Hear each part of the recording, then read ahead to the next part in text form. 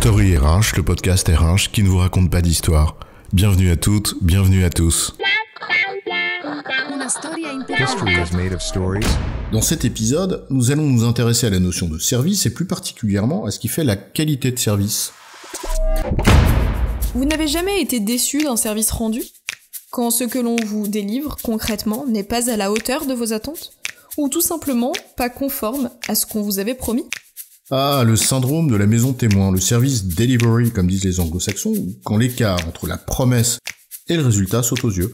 Parfois même d'ailleurs avec les meilleures intentions du monde de celui qui le délivre. Et là, la frustration de celui ou celle qui estime avoir fait tous les efforts du monde pour rendre service à son client est grande.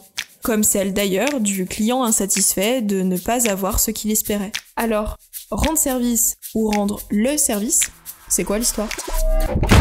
Je me souviens de cette anecdote quand j'ai commencé à bosser dans le conseil. C'était un de mes patrons qui disait « La qualité de service dans le conseil, eh bien ce sont des heures non facturées ». Ça s'appelle une ristourne, quand cela fait partie de ce qui est prévu avec le client. Mais quand c'est en plus, oui, en effet, ça participe de sa satisfaction, de la qualité de service. Et c'est ce qu'on appelle rendre service. Le petit geste, la petite attention ou la demande supplémentaire qu'on accepte de satisfaire en plus de ce pour quoi on est contractuellement payé, bien sûr, ça assoit clairement une qualité de relation. Dans la plupart des prestations, la capacité du fournisseur à rendre service, à faire preuve de souplesse pour toujours mieux satisfaire son client, c'est clairement apprécié en effet. Mais attention, parce que ça peut être à double tranchant. Parce qu'à force de rendre service, on prend le risque de ne plus rendre le service. Et là, c'est la cata. D'un côté, t'as un fournisseur qui estime avoir fait tous les efforts qu'il pouvait pour rendre service à son client, et de l'autre, t'as un client qui est mécontent, parce que le service qu'il attend, lui, justement, il n'est plus rendu. Bref, c'est le grand divorce.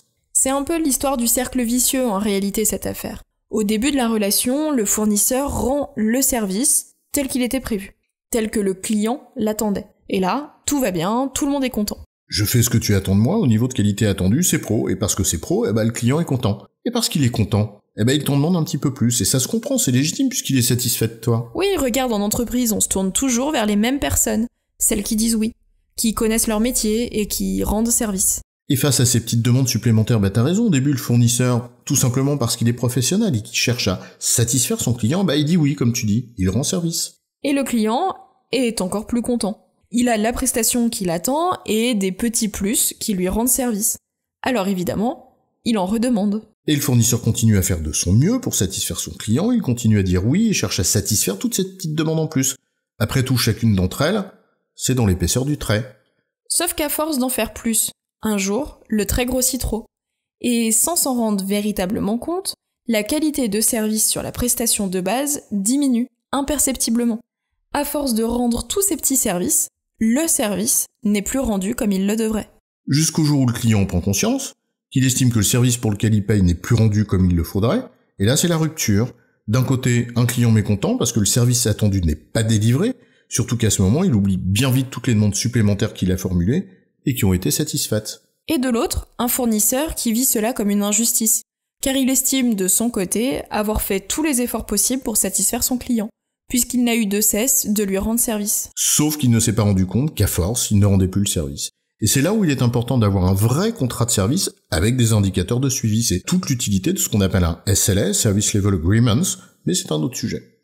Durant ce suivi, on s'assure en effet en permanence que le service est rendu, conformément aux objectifs de qualité qu'on s'est mutuellement fixés. Et à ce moment, on aura toujours la possibilité de rendre un petit service sans dégrader la qualité. Parce que le professionnalisme n'interdit pas en effet de faire plaisir pour construire une bonne relation et s'inscrire dans une véritable relation de partenariat. En résumé, rendre service relève d'une bonne intention qu'il convient d'adopter, mais avec mesure, car cela ne doit pas détourner de la capacité à délivrer le service attendu. Pour s'en assurer, un contrat de qualité de service avec des indicateurs est utile. J'ai bon, chef ?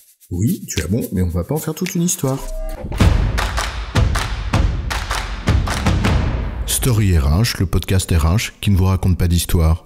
Retrouvez tous les épisodes sur storyrh.fr.